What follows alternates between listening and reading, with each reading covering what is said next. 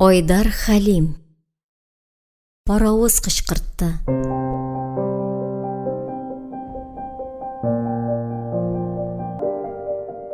Дүртенче баласы туган таңда ирен фронтка озаткан Рәфигат үти истәлегенә. Башланганына бер ай үткән иде микән әле. Сугышның сайрар кошы булган повесткасы озын-озак көттермичә авылда беренчеләрдән булып, аның Газинурын эзләп тапты. Син аның туры килүен кара. Җомга көннән никах укытып, язылышып, туйлары нәкъ сугыш башланган 22 июнь көнендә булып чыккан бит. Шулай ниятләп куелган диярсең. Фаҗигали хәбәр ике йөрәк бәйрәме өстенә шомлы күләгәсен төшерде. Әмма күптән көтелгән вакыйга булганга күрәсең, үзенең кара паласы белән туй кояшын тулаем каплый алмады. Күпне кичергән халык кайгысын йөзенә чыгармыйча, эченә йотарга тырышты. Дөрес, туй алып килә торган гадәти шау-шу бу хәбәрдән шактый сүрәнәя, басыла төшкән. Әмма ничек кенә булмасын, мич башында гөжләп утырган ачы балларның зәһәрен тыяр дәрәҗәдә баса алмаган иде. Үтәсе мәҗлесләр барыбер үткәндәй, теләкләр барыбер әйтелгәндәй, биреләсе бирнә мәһәре барыбер бирелгәндәй булган иде. Бер-ике көрәгә балдан соңлык кызып алган кода-кодачалар бер мизгелгә булса да шик-шөбһәләрен оныткандай итеп җырлаштылар, тыпыр-тыпыр биешеп, аяк асларындагы яшь бәбкә үләнен таптый-таптый, аны буйга үсәргә үсендергәндәй иттеләр. Башкалар ничегрәк кичергәндер. Кияү кочагына керү шатлыгыннан исергән, моңа кадәр зур юллардан, ил дөнья күләм тарихи вакыйгалардан читтә, төпкелдәге авылда, кыргый табигать култыгында үсеп чәчкә аткан Гөлниса, өйләнешкәннәренә әле бер ай чамасы гына тулган.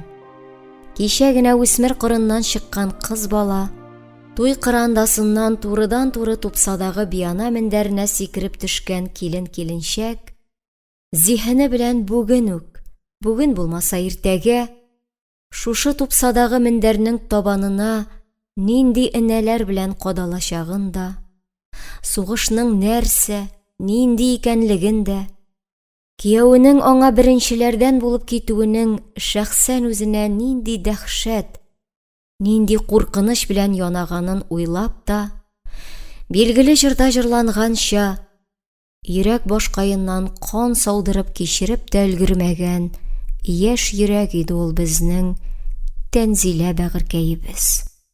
Авылдан беренче булып сугышка китүчеләр Газинурны да кертеп, барысы дүртәү иде. Салих, Сабирҗан, Иҗтиһад һәм Газинур үзе. Аның Газинуры. Араларыннан Салих белән Газинур гына өйләнеп өлгергән ие. Салихның өйләнгәненә 2 ел. Менә кем бәхетле. 1 яшьлек улы бар. Ул бу була калса, нәселен дәвам итәргә улы бар. Тәнзиләнең биятасы военкоматтан килгән кәгазьне ялгыш түгелме дигәндәй, өч аякта иген иләгән иләк кебек кат-кат кояшка кыйгайтып, алдын артка, астын өскә әйләндереп карады да, яшьләрдән башладылар, яшьләрдә тамамлана димәк. Алар Германны озакка сузмый бәрәчәк, диде. Безгә килеп җитмәс, Ходай кушса. Авылдан бишәүләп юлга чыктылар.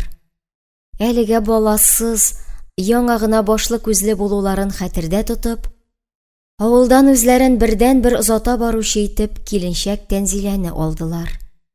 Тәнзилә моңа шатланып бетә алмады. Әмма авылда хушлашу минутлары аның өчен шул кадәр газаплы булыр дип уйламаган иде.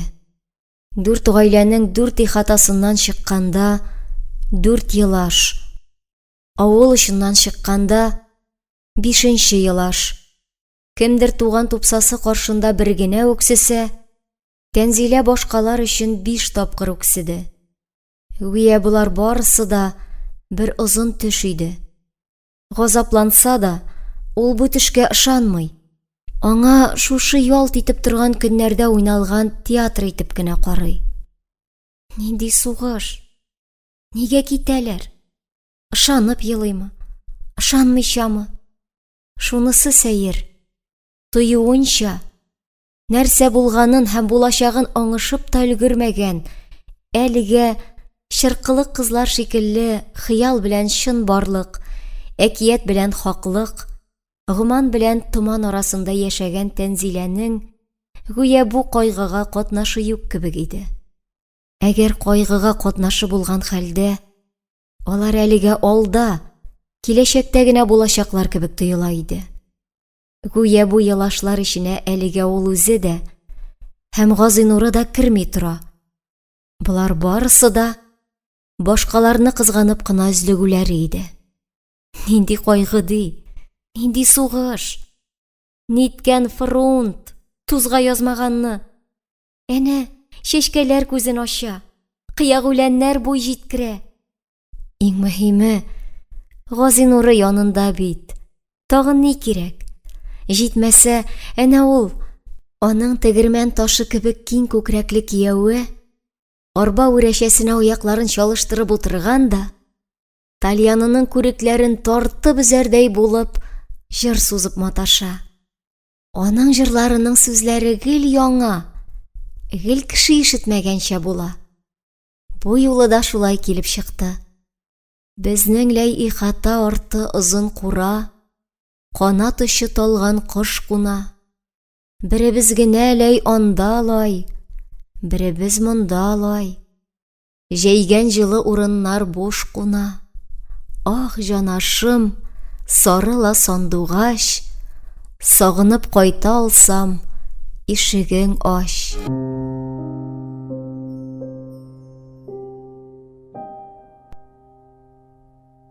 Айдар Хәлим. Паравоз кычкыртты.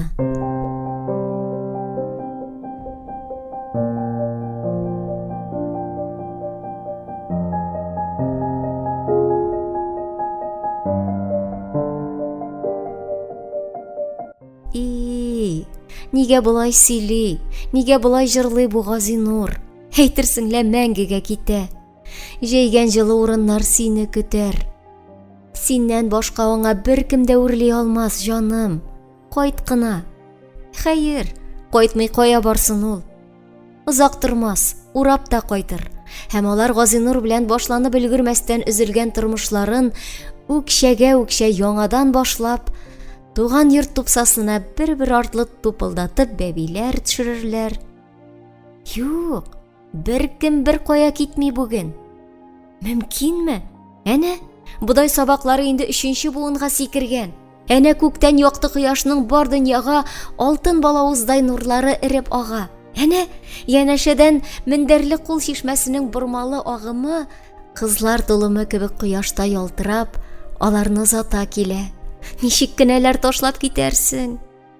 Тәнзилә күзләренең сулмас нурлары белән Газинурына сокланып карый. Кешеләр бар дип тормыйча, аны шашып кочаклыйсы, үбәсе килә башлый. Шуны гына сизгәндәй Газинур: "Җырла, Тәнзилә", ди. "Мин җырлый белмим", ди Тәнзилә. "Тавык та миннән матуррак җырлый". "Җырлый белмәсәң дә җырла, тавыгым. Боерам. Беләсең, мин бит китәм." "Беләм. Китмисең", ди елмаеп Тәнзилә. "Без мәңге бергәбез." "Боерам". Нинди гайрәтле сүз. Газинуры мин боерам дип минләп вакланмый. Боерам гына ди. Аны ул ярата димәк. Аның шулай гайрәтле сөйләшүен Тәнзилә дә үз күрә. Хәер, иратның күз карашы да боеру инде ул. Әгәр син үзең яратсаң, яратмасаң, боерыкны үтәү газап. Ә менә күчерләре Нәгыйм абзыйның улы Төхфәт чабып салган хуш исле үлән өстендә Мияккәгә бару, Сабан туйга бару кебек гади бер сәяхәт түгел. Ә чынлап та авылдаш егетләрнең ниндидер җан өшеткеч, котсыз военкоматлар аша каядыр китүләре булып чыкты шул. Әмма ул үзе Газинурының каядыр китеп барачагына һич кенә дә ышанмый. Ышанасы килмәүдән түгел, чынлап ышанмый. Кавышып, уртак түшәк ләззәтендә кичереп өлгермәгән ике яшь йөрәкне ничек аерырга мөмкин? Мәгънәсезлек бит бу. Сугыш дигәч тә. Булса ни, шул кадәр дә мәгънәсез оешма түгелдер бит бу сугышка озатучы военкомат дигәннәре. Военкоматта бер нинди дә мәгънә эзләп маташмадылар. Җегетләрне анадан тума чишендереп тикшерделәр. Барсы да сау-сәламәт булып чыкты.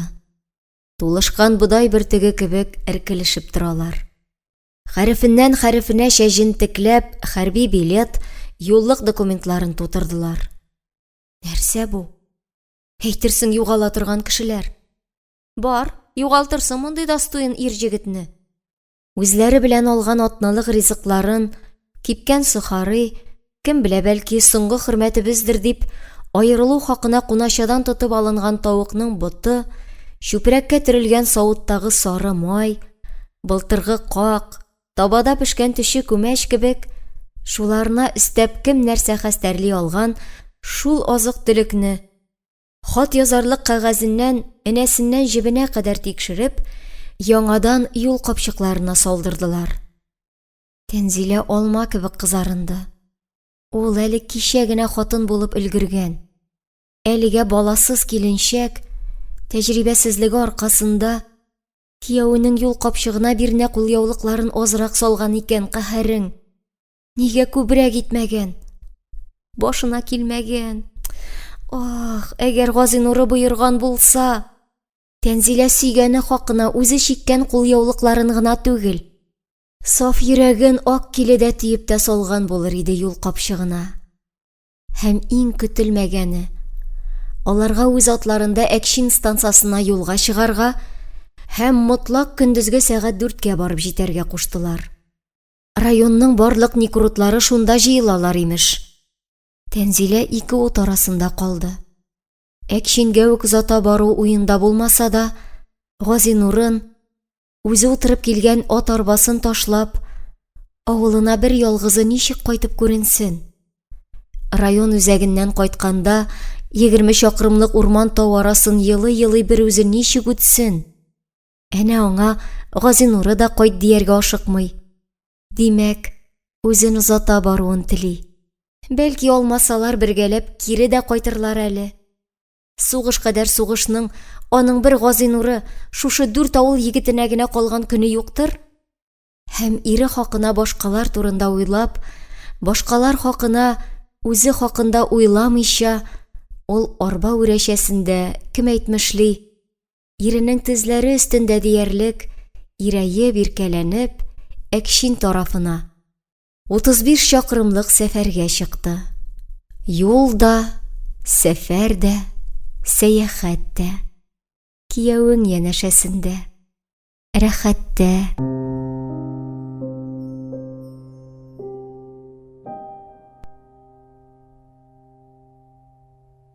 Айдар Хәлим. Паравоз кычкыртты.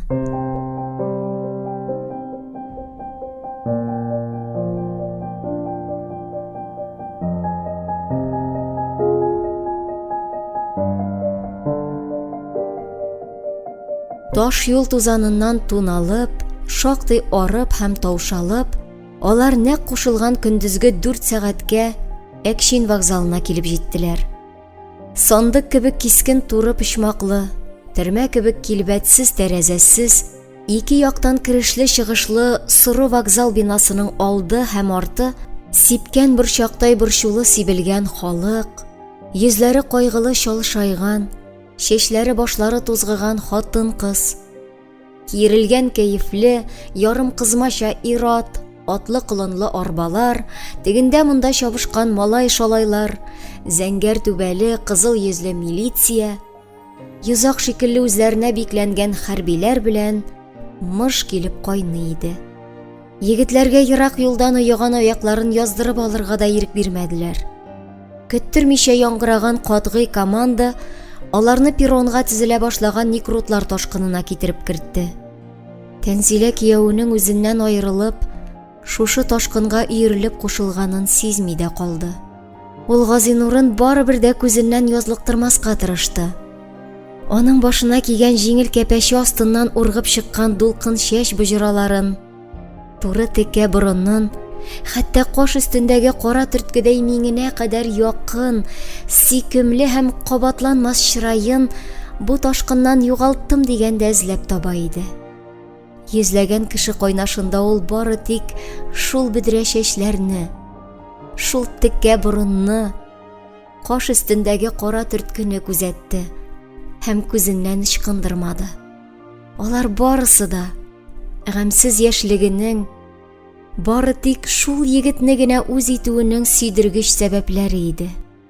Бу кадәр байлыкны ялгызым күтәрә алырмынмы дип борчылды киленчәк. Һәм ул шушы сөйдергеч сәбәпләрне шушы вокзал перронында яңадан кичерде. Минут шиксез озак, сәгать шиктән тыш кыска иде.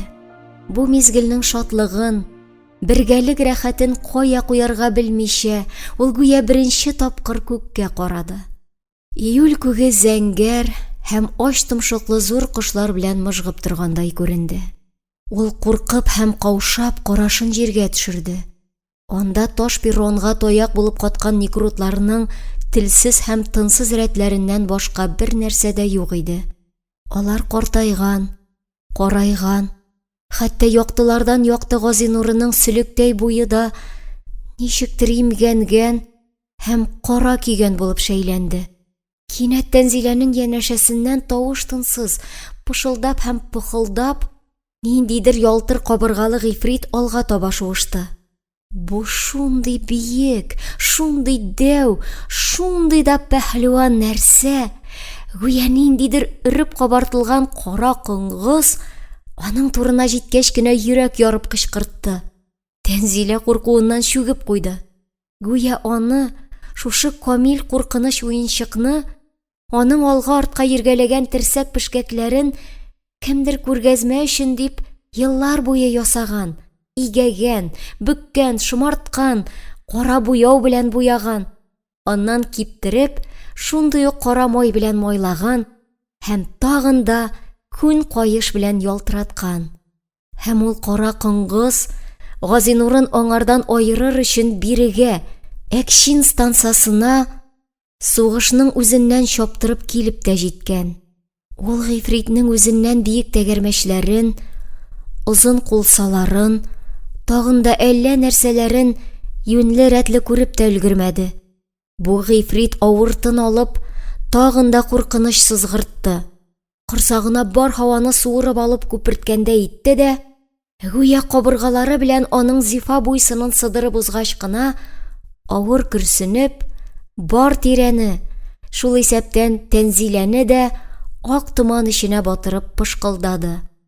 Хатын башта айнымый торды. Гүя ул ак тин ак кәфенлек эчендә төренеп калды. Паравоз дигәннәре шушы түгелме?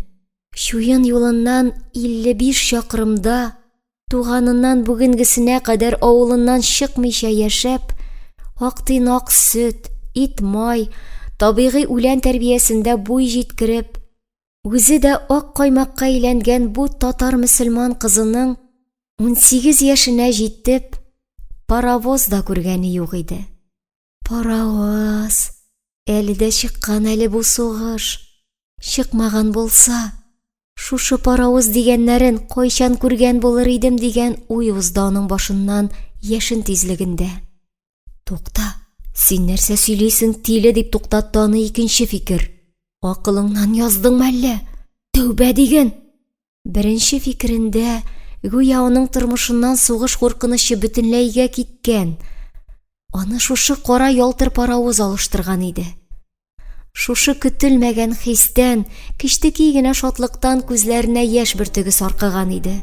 Шул чак янәшәсеннән шакылдау-ухылдау, корсагыннан буш мичкә авазлары чыгарып, авызлары шәррән яра ачык мал вагоннары тәгәри башлады. Алар гүя Газинур кебек корбаннарны көтә-көтә тутыккан, сугыш кырыннан янып, канланып чыккандай кызыл төстә иделәр. Шул чак Тәнзиләнең гәүдәсен кайнар тир басты. Әйтерсең бүгенге кансыз чын барлыгы күңелендәге ярым хыялый, бала чактай саф тормышын куып җитте һәм өстенә басып, сары чебештәй сытып ташлады. Гоман томаннан айрылды. Син нәрсә сөйлисең? Тилебәрән урлыга ашаган хатын, дип сүгеп китте ул үзен.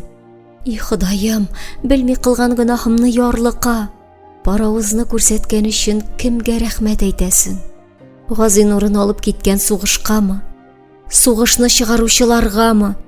Шул сугыш чыгу аркасында аны әкчингә алып килергә мәҗбүр булган кияүе Газинургамы? Әле кайда соң ул? Тәнзилә үзен чорнап алган парның ак кәфенлекләрен йыртып, күз нурлары белән никрутлар ташкынын капшады. Газинурлары күренми. Алар ак томан эчендә югалган иде.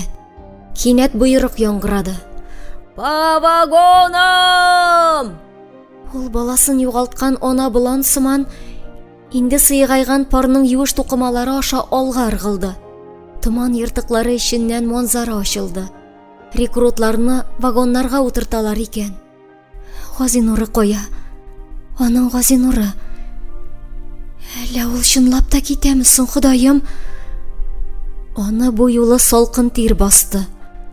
Моңа кадәр ниндидер сугыш аркасында бер парның икегә аерылуына ышанмаган, мондай хәлгә кеше ышанмаслык әкият кенә итеп караган 18 яшьлек киленчәкнең йөрәгеннән үткән бу хәнҗәрдәй үткер сораудан кап-кара чәчләре ак көмеш булып агарды.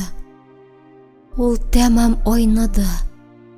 Башыннан яулыгы шуып төште.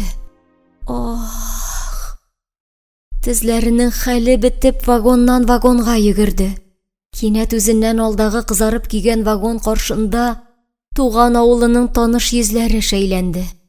Исемлек буенча утырталар түгелме? Әллә чынлап та алып китәләр инде? Алып китсәләр, кире кайтарганда да исемлек буенча алып кайтырлармы? Үз исем атын ишеткән һәр никрут вагонның мал абзары кебек ыржайган авызына ыргып керә дә караңгылыкка чума. Ыргып керә дә караңгылыкка чума. Хамат Нуров! Мин! Әйе, авылдашлары. Әнә Салих караңгыга сикерде. Хуш, Салих. Ул авылның иң яхшы печән чабу остасы иде. Зөлкарнәев! Мин! Инде мал вагонының караңгы карынына Сабирҗан чумды. Ул авылның иң көчле көрәшчесе иде. Аннан җирдән югарыдагы чокырга Иҗтиһад сикерде. Ул авылының иң уңган тракторчысы иде. Сибгатуллин! Мин! Бу аның аныкы гына булган Газинуры иде. Авылының атаклы гармунчысы. Аның сөйгәне иде. Газинур! Миңле Газинур! Хуш, Зилә! Ишетте. Әллә китә инде. Булмасла. Күрде. Ул шундый да очлы күз. Китмидерле. Нишләп китсен ди, уттай эш өстендә. Әнә айруча сагынган чагы күрәсең. Аңа кыскартып, Зилә генә дип эндәшә. Якты күбәләк кебек каш өстендәге миңнәреннән күлмәк җиңнәренә кадәр яктырып, киң яссы маңгаеннан ычкынлы нурлар чәчрәтеп, вагон эчендәге кара базга инде аның нурлы Газинуры томырылды. Ишекләр шартлап ябылды. Состав башыннан йөрәкләрне өзеп, сузып, һәм әдәм акылын аяк табаннарына кадәр тетрәндереп, айрылуларның бер кайчанда кавышу булмаячакларын раслаганда итеп, теге паравоз эшелон түбәсеннән барлык шик шөбһәләрне сыдырып төшереп, тагын кычкыртты. Тәгәрмәчләр сызлана-сызлана хәрәкәткә килде. Әүвәлдә алар авырлык белән пыш-пыш сөйрәлеп, Тәнзиләнең колак төбендә тукылдарга тотындылар. Тукта. Газинур әллә чынлап та киттеме? Китү дигән нәрсә шушындый була микәнни? Әллә чынлап та бер ялгызы калды инде? Ул әле һаман да ышанмый иде.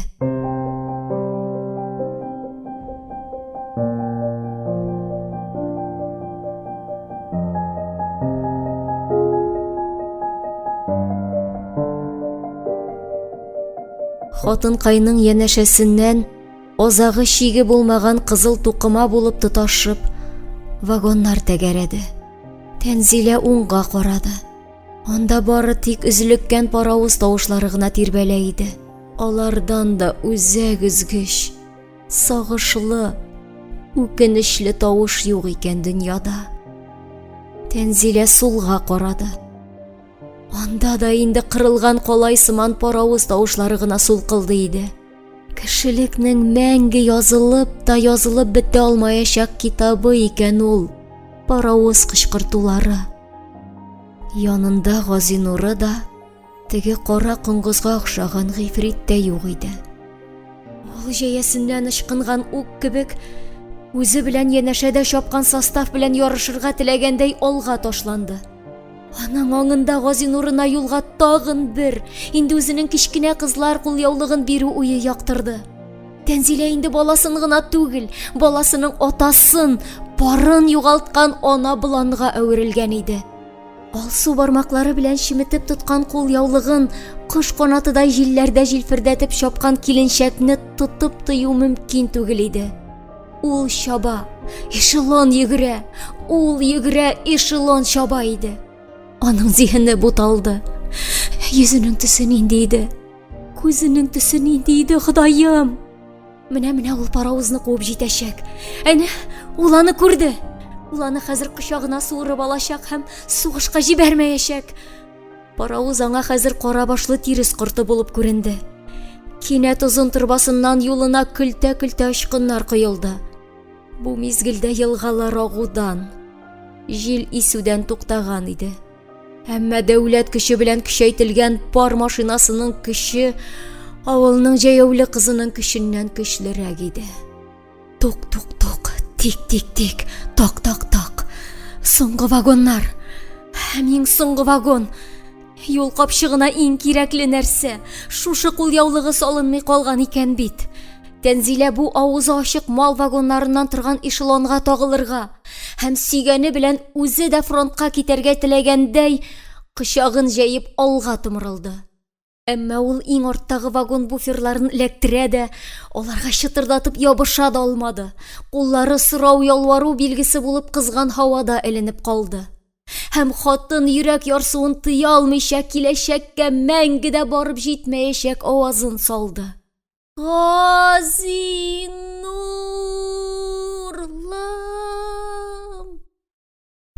Паравыз әкшин белән хушлашып, соңгы тапкыр кычкыртты. Хатынның бәгырен хәнҗәр кыеп төште. Ул хәнҗәр утта пешкәндәй кайнар иде. Бу юлы паравыз гүя Тәнзиләнең карыныннан бала тавышы белән кычкыртты. Нәрсә? Көмәнле мәллә ул, Ходаем? Кинәт ул тиле кебек ихахайлап көлде. Бу көлү түгел иде. Бу мәңгелек югалтудан туган чарасызлык. Көпә-көндез кычкыртып талаудан илерү. Бу кадәрдә кешелексез чын барлыкка ләгънәт иде. Тәнзилә йөрәген тотып перронга ауды. Алар бер кайчанда күрешмәячәк. Балага узарга да өлгермичә 18 яшендә тол калган Тәнзилә Газинурын каршыларга дип гомере буе шушы кызгылт кигән состав артыннан йөгерәчәк. Кияүен көтеп, килен булып төшкән тупсасында картаячак һәм 92 яшендә дөнья куячак. Гөлчәчәк Хафизова укыды.